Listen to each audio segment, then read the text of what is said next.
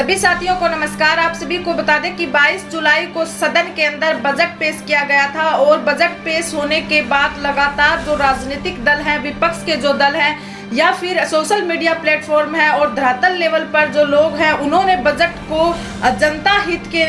अंदर न बताकर सरकार के हित में बताया गया है और लगातार बजट के ऊपर लोग अपनी प्रतिक्रियाएं व्यक्त कर रहे हैं। इसी बीच आप सभी को बता दें कि विपक्ष की ओर से और साथ में जो राजनीतिक दल के अलग अलग क्षेत्र से जो सांसद बनकर पार्लियामेंट के अंदर पहुंचे, उन्होंने अपनी प्रतिक्रियाएं व्यक्त की और चंद्रशेखर आजाद जी जो नगीना की सीट से सांसद बने थे, उन्होंने भी अपनी प्रतिक्रियाएं व्यक्त की थी और सदन के अंदर जो बजट पेश किया गया उसे बजट पर अपनी बातें रखते हुए कहा कि जो बजट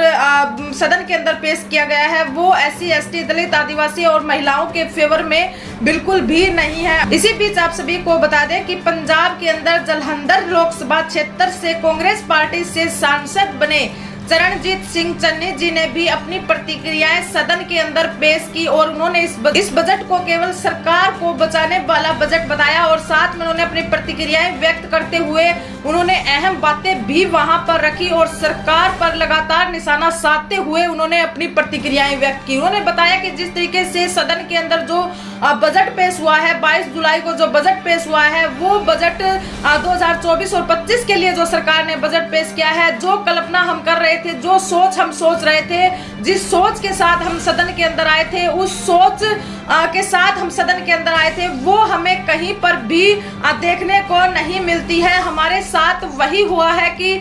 खोदा पहाड़ और निकली नहीं चुहिया भी। इस तरीके की कमेंटबाजी करते हुए उन्होंने सरकार पर तंज कसा और साथ में उन्होंने ये भी कहा कि हम सांसद बनने के बाद वहां पर दिल्ली की पार्लियामेंट के अंदर हम नमन करने के लिए परम पूज्य बाबा साहब डॉक्टर साहब के स्टैचू के पास गए, लेकिन वहां पर जाकर हमने देखा कि वहां पर तो स्टैचू है ही नहीं, उसे वहां से हटाकर सदन के पीछे स्थापित कर दिया गया है। लेकिन सरकार के लोगों पर निशाना साधते उन्होंने कहा कि वो डॉक्टर BR अम्बेडकर की स्टैचू को अलग स्थान पर स्थापित कर सकते हैं, लेकिन जो बाबा साहब डॉक्टर भीमराव अम्बेडकर जी की सोच थी वो उसको नहीं बदल सकते और साथ में उनके संविधान को वो नहीं बदल सकते। इनकी सोच तो बहुत थी कि मेजोरिटी के साथ वो आएंगे और संविधान को बदलने का काम करेंगे, लेकिन जनता ने उन्हें जवाब देते हुए उनके जो मंसूबे थे उनको नाकाम किया और पूरी मेजोरिटी के साथ इन्हें सदन के अंदर भेजने का काम जनता ने नहीं किया। पार्लियामेंट के अंदर जो स्टैचू रखी थी वो सदन के अंदर पीछे रख दी गई है, उसका स्थान बदल दिया गया है, लेकिन बाबा साहब डॉक्टर भीमराव अम्बेडकर की सोच को आप नहीं बदल सकते। इसी के साथ उन्होंने गुरु रविदास जी पर बात रखते हुए भी कहा कि गुरु रविदास जी जैसे देश की कल्पना करते थे, ऐसा चाहूं राज में मिले सबन को अन्न, छोटे बड़े संग सम बसे रैदास रहे प्रसन्न। इस तरीके का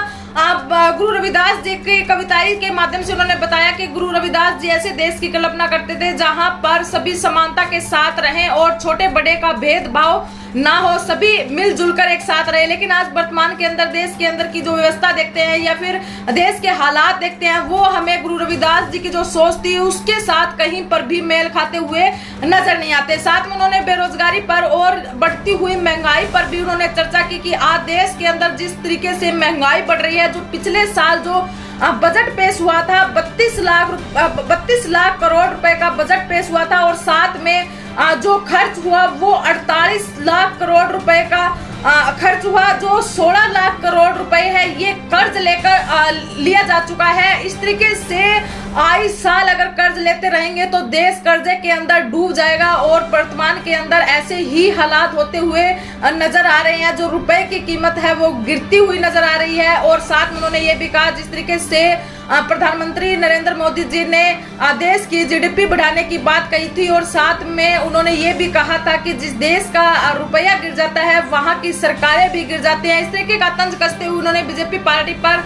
निशाना साधा और लगातार जिस तरीके से महंगाई बढ़ रही है, चाहे फिर वो पेट्रोल डीजल के दाम हो या फिर घरेलू गैस जो महिलाओं पर मार पड़ रही है, उस चीज की महंगाई की जो मार पड़ रही है, दिनचर्या के जो खर्चे हैं उनके अंदर जिस तरीके की महंगाई बढ़ रही है, उन पर चर्चा करते हुए उन्होंने अपनी बातें रखी और साथ में उन्होंने कहा कि देश की संपत्ति को और देश के जो वर्तमान के जो सेक्टर हैं उनको जो निजीकरण और उनका जो प्राइवेट लोगों के हाथ में दिए जाने का काम कर रहे हैं और देश की संपत्ति को बेचने का जो काम कर रहे हैं, ये देश की संपत्ति को नहीं बेच सकते हैं और देश की जो तमाम जो पब्लिक सेक्टर है उनको 50-50 सालों के लिए इन्होंने गिरवी रख दिया है। ऐसा ये नहीं कर सकते हैं। इस तरीके से उन्होंने बीजेपी सरकार पर लगातार निशाने पर निशाना साधते हुए उन्होंने अपनी बातें रखी और साथ में इतने 10 साल का जो बीजेपी पार्टी का कार्यकाल रहा उस पर उन्होंने अपनी पूरी की पूरी बातें, उन्होंने अपनी प्रतिक्रियाएं व्यक्त की और पंजाब के अंदर जिस तरीके का भेदभाव किया है बजट को लेकर उन्होंने बातें रखी कि जिस मंसूबे के साथ और जिस सोच के साथ हम सदन के अंदर आए थे कि पंजाब के लिए पता नहीं क्या क्या बजट के अंदर होगा और क्या क्या नई योजनाएं पंजाब के लिए होगी, लेकिन कहीं पर भी हमें ऐसी योजनाएं दिखाई नहीं देती है, चाहे फिर वो नशे को लेकर हो या रोजगार को लेकर हो, महंगाई को लेकर हो या फिर गरीब मजदूर लोगों के रोजगार को लेकर हो, मनरेगा स्कीम को लेकर हो। आज मनरेगा की जो स्कीम जो कांग्रेस पार्टी के दौरान जो मनरेगा स्कीम बनी थी वही आज मनरेगा स्कीम के दौरान किसी तरीके का कोई स्पेशल बजट नहीं पेश किया गया है और जो नशा लगातार पंजाब के अंदर बढ़ रहा है उसके रोकथाम के लिए कोई विशेष प्रावधान नहीं किए गए हैं। साथ में जो रोजगार के लिए भी कोई विशेष प्रावधान नहीं है, पानी की स्वच्छता को लेकर किसी तरीके का कोई प्रावधान नहीं किया गया है और साथ में हेल्थ को लेकर, एजुकेशन को लेकर कोई योजनाएं नहीं बनाई गई है। इस तरीके से उन्होंने बजट पर अपनी प्रतिक्रियाएं व्यक्त की और पंजाब के लिए जिस तरीके का बजट पेश किया गया है वो नामांतर एक झुंझुने का दिखावा है। किसी तरीके का कोई विशेष प्रावधान वहां पर नहीं किया गया है। पंजाब के लोगों के लिए जिस सोच और मंसूबे के साथ आज हम यहां पर आए थे वो हमें कहीं पर भी देखने को नहीं मिलता है और जो बजट पेश किया है वो देश हित के लिए नहीं है, केवल सरकार को बचाने के लिए और सरकार हित के लिए ये बजट पेश किया गया है। इसी तरीके से चरणजीत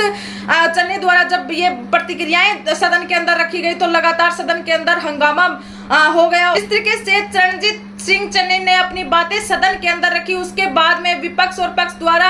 आपस में आरोप और प्रत्यारोपों का सिलसिला वहां पर जारी हो गया और सदन का समय और सदन 2 बजे तक सदन वहां पर स्थगित करनी पड़ी।